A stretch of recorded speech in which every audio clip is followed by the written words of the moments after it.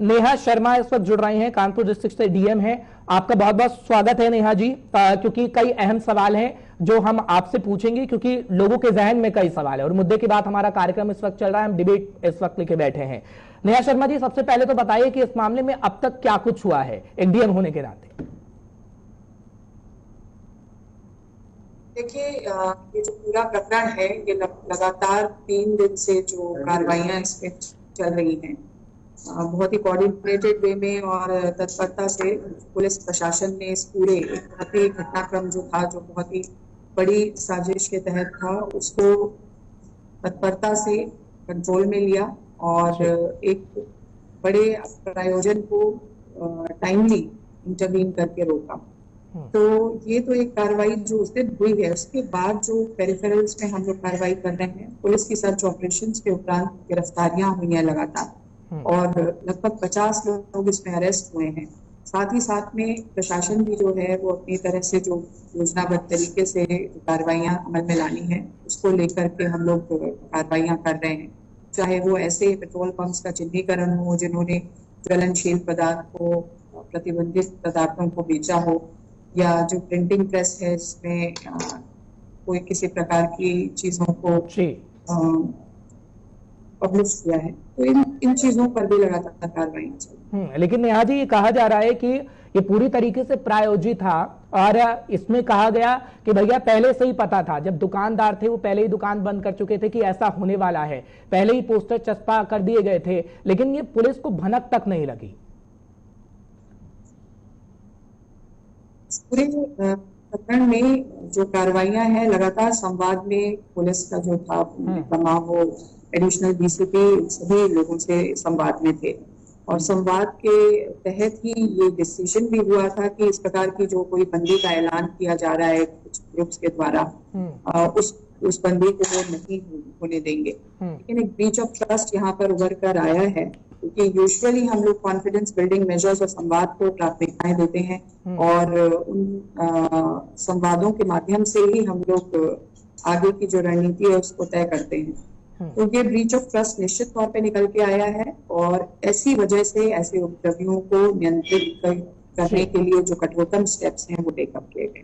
ठीक है नेहा जी, ये भी कहा जा रहा है कि एक तरफा कार्रवाई हो रही है, क्योंकि कुछ लोग सवाल भी खड़े कर रहे हैं और मुस्लिम पक्ष ने ये दलील भी दी है कि जो सीसीटीवी कैमरा में आया है उसमें से कुछ लोग कॉलेज से आ रहे थे या कहीं और से आ रहे थे, तो वो सीसीटीवी कैमरा में आ गए हैं, तो उनके भी पोस्टर चस्पा कर दिए गए हैं और उन्हें भी नामजद आरोपी बनाया गया है, मुस्लिम पक्ष कहता है। खासतौर पर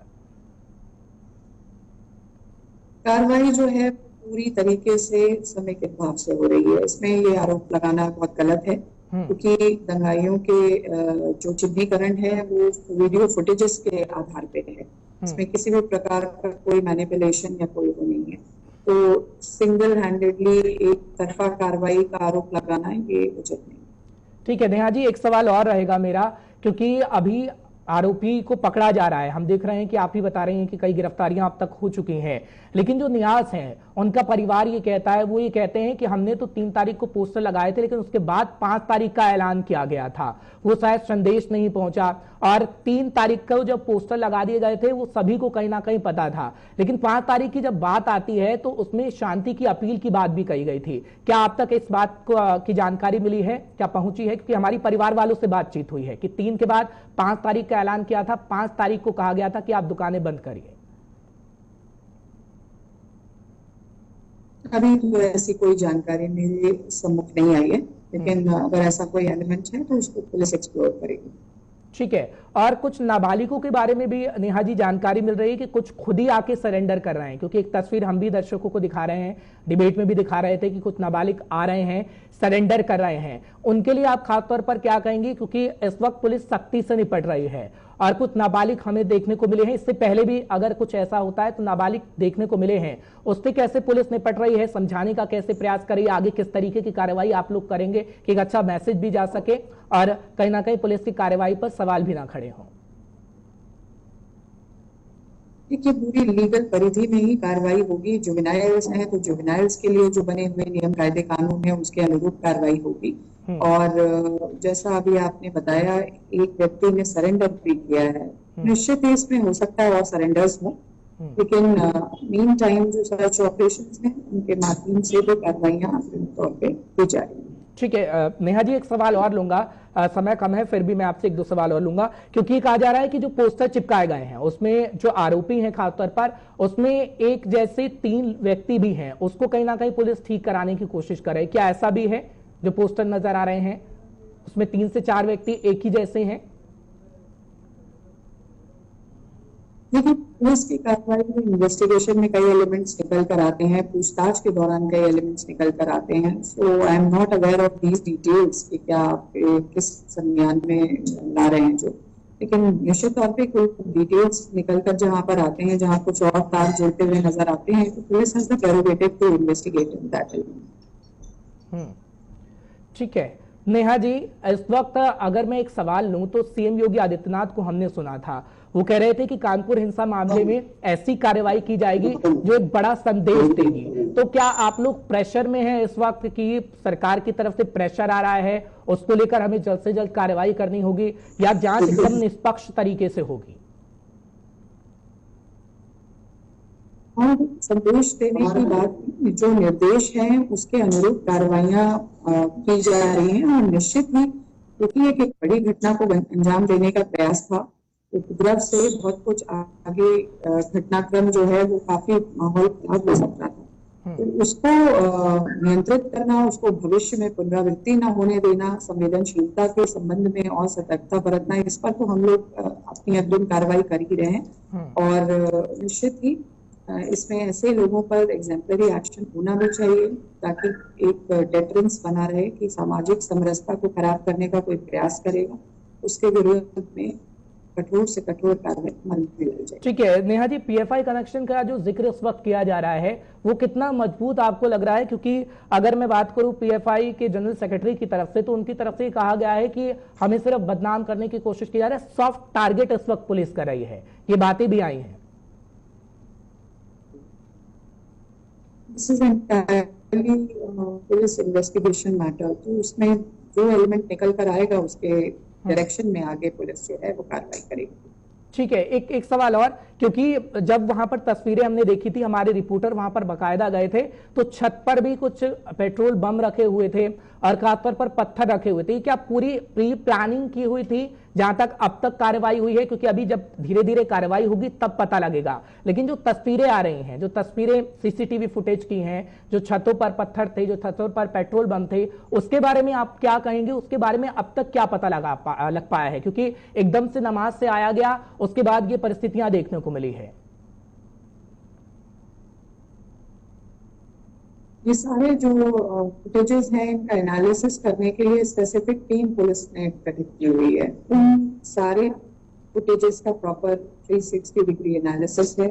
उस पर जो भी चीजें निकल कर आ रही हैं कि प्लान्ड वे में कौन लोग इसमें इन्वॉल्व थे, किन बिल्डिंग्स का उन्होंने प्रयोग किया, इन चीजों को चिन्हित करते हुए इस पे आगे काम करना। लेकिन एक सवाल और मेरा रहेगा, बस 2 सवाल आपसे लूंगा फिर इजाजत लूंगा, क्योंकि इसमें कहा जा रहा है, जिस तरीके से मैंने पहले ही आपको कहा कि सीएम साहब की तरफ से कहा गया कि हम कड़ा संदेश देने की कोशिश करेंगे। अभी ये कहा जाता है, क्योंकि मुस्लिम पक्ष से हमारी भी लगातार बात हो रही है, उनके परिवार वालों से बातचीत हो रही है, तो वो कह रहे हैं कि सिर्फ हमें फंसाने की कोशिश की जा रही है, और वो थाने के बाहर भी इस वक्त खड़े हैं लेकिन उनकी सुनी नहीं जा रही है। कुछ ऐसी तस्वीरें भी आई थी कि महिलाएं थाने के बाहर खड़ी हैं, जिनके सीसीटीवी फुटेज सामने आए हैं, उनके परिवार वाले बाहर खड़े हैं लेकिन सुनी नहीं जा रही है। तो एक पक्ष की सुनी जा रही है, दूसरे पक्ष की नहीं। क्या वो वाकई आरोपी तौर पर सिद्ध हो पाए हैं? उससे पहले आप लोग नहीं सुन रहे हैं उनकी बातें, क्योंकि वो टेलीविजन पर आके कह रहे हैं कि हम थाने के बाहर खड़े हैं लेकिन हमारी सुनी नहीं जा रही। क्या ऐसा भी हो रहा है? ऐसा तो अभी मुझे संज्ञानित बिल्कुल नहीं है। अभी हम अपने ऑफिस में मौजूद हैं। ऐसा कोई व्यक्ति लेकर आएगा तो हम लोग उसको जरूर सुनेंगे और उसके जो भी कार्रवाइयां हैं।